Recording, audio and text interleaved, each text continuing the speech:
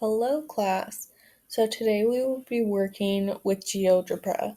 So to get to GeoGebra, you just can search GeoGebra and it'll come up, or it's geogebra.org. So that's where we're going to be. And to start, we're going to be using a lot of geometry and graphing for this assignment. So I would like to start by just clicking on geometry, and that'll open a new tab where we will be doing our graphing.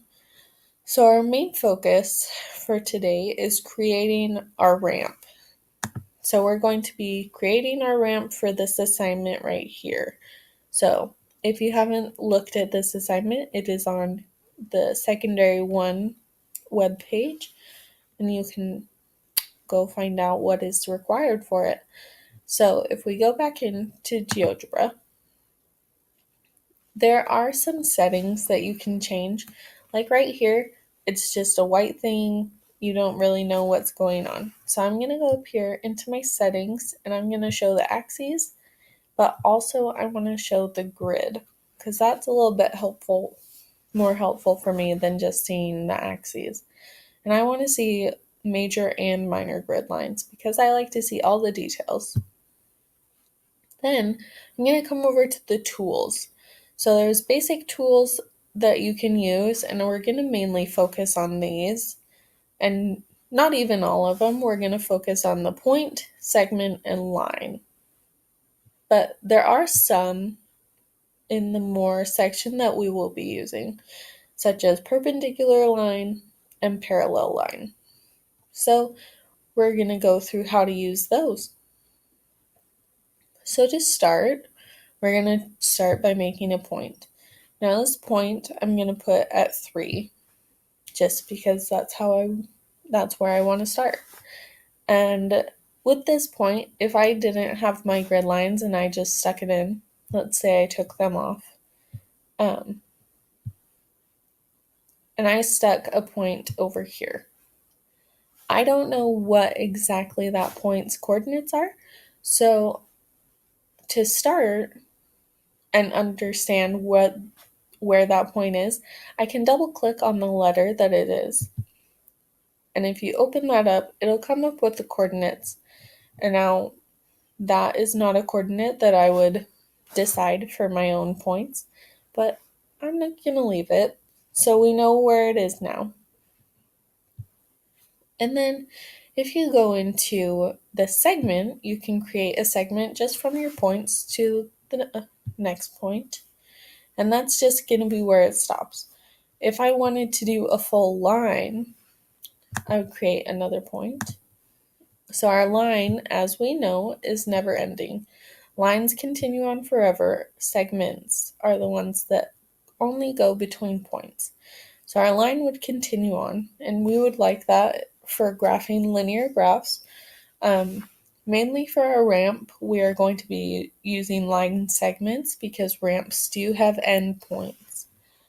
Then we're going to look down at the perpendicular line.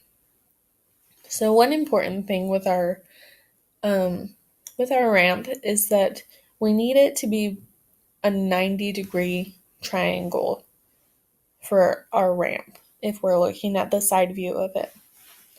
So it's important to understand where it's going to need to fall in order for there to be a nice 90-degree angle in the corner. So we're going to start by grabbing our point and making a new point. I already made a point on accident by creating a new line. But let's say, this is also helpful. It's an undo button.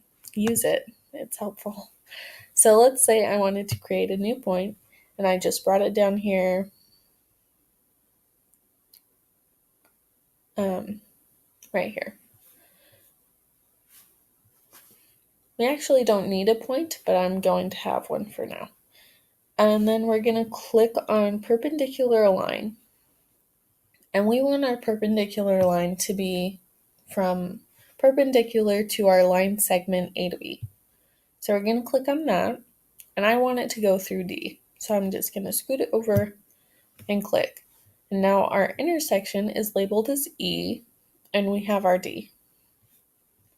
So I'm going to go up and click on point. Just a heads up, if you have selected segment, line, perpendicular line, or parallel line, it's not going to let you go in and double click on the letters to see what's happening in there because it is thinking that you are selecting that point to be perpendicular or a line segment. So just be aware of that. So we've done this, and now we want to make a parallel line. So we're going to make a parallel line through C that's parallel from our A to B segment. So we're just going to do the same thing as perpendicular, and we're going to select parallel. We're going to select the line, and then we're just going to scoot it down that it's going to intersect C. Now, this is a line. It's not a line segment, similar to our perpendicular line, so they don't have ends. So if you're confused as to why they go on forever, it's because they're lines and not line segments. So that is about it.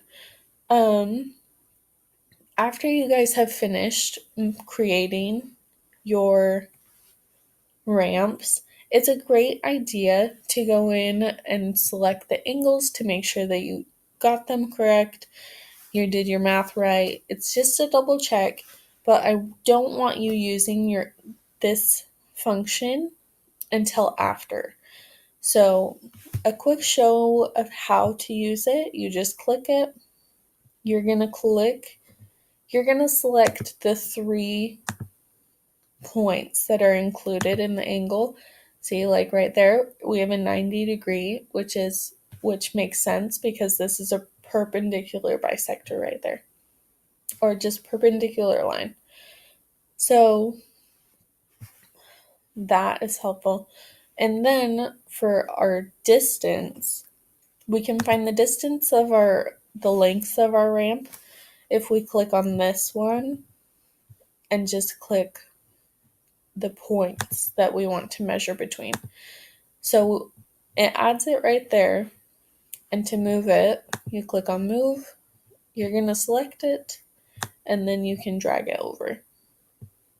So make sure that you're doing that for the final product. We do want all your measurements and angles listed on your ramp when you have finished. There's an example of this attached to on the website that you can check out, but make sure that you're only using these tools after you have done them. So the angle measurement and the length measurement should only be done to double check your work and make sure you got it right. Okay, so that's what you're doing. So if you do have questions, you can always ask, but it's also fun to play around with until you get used to it. So make sure you're working on that.